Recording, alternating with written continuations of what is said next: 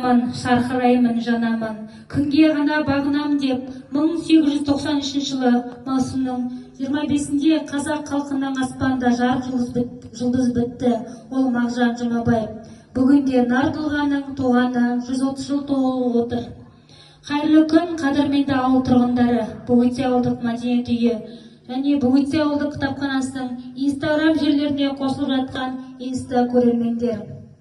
Ақынды ел елемесі сол қайғы дегендей, Алаш арысының ұлылығын ұлықтау мақсатында Бөгетте ауылдық мәдениет үйі және ауылдық кітапханасының Инстаграм желілеріне арқылы Алаш қозғалысының қайраткері, ақын, қазақ әдебиетінің жарық жұлдызы Мағжан Жұмабаевтың туғаны 130 жыл толуына орай «Мен жастарға сенемін» атты онлайн әдеби кешін өткізгелі отырмыз.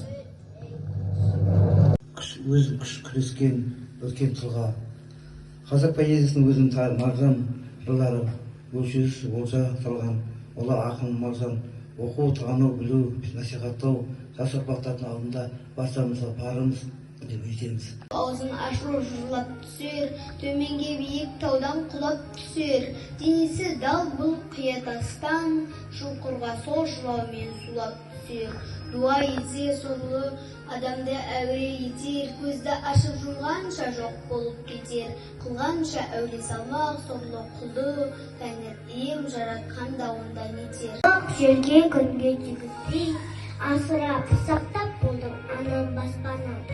Түнде тұрдың, түн ұйқыңды төрт бөлдің, тыныш ұйықтасын деп аз сөйледің, аз күлдің.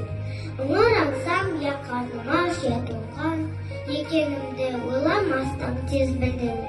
Жаным батыр жүрек қайрат еді алғайыма, талай қатпай қамал бұзған кемеңгер, арыстанға қарсы ұмтылған меңгеге, бір барқылда жалпылдаған төбеттен қорқар болсам жұтсын мені қара жер. Тұмтылған көздегені көк аспан, мен жастарға сенемін.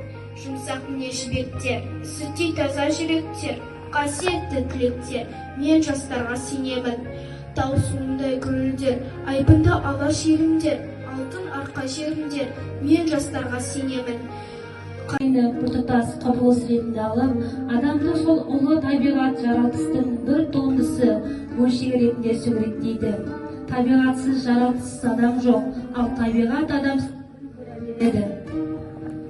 Елге алсам, гүлденген өмірген ешір бер алсам, сатсы алды отармен қалмен қорғап, керек болса кезіңде жан бер алсам. Осы бетім, ақ ниетім келдім бастап, жанымда бар жараны сылып тастап.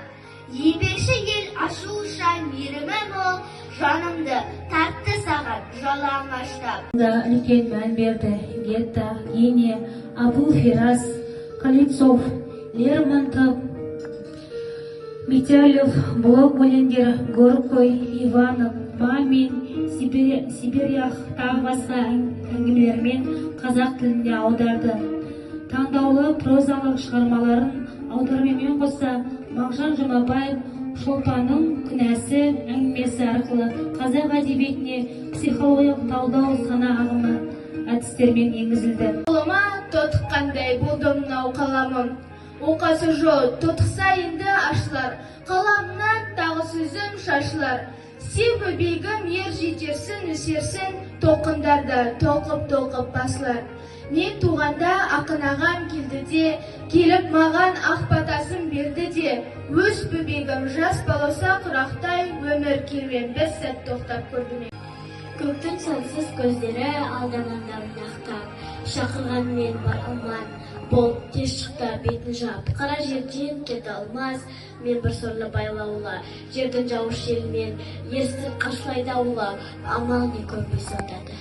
Бүрекпен бар алама, сезгіш жүрек ұшқыржан, неге беріп пенденен, жаратқан сол жерден сен, берсенші жерден тыныш жан, болар іс болды сұраймын, не дейді білдіріп боласың. Олар есі шығып, бәрі іздеп баспана тауып еді. Бұл тайықты көк жүзі болды ашық, бар нәрседен қайғымын кетті ғашық. Күн сәулесі жер жүзін құшақтады, қосылуға қашаннан болған асыр. Бейне алтындай көкте болып тұр ғой жайнап, енді жезок мазалар оны айдап.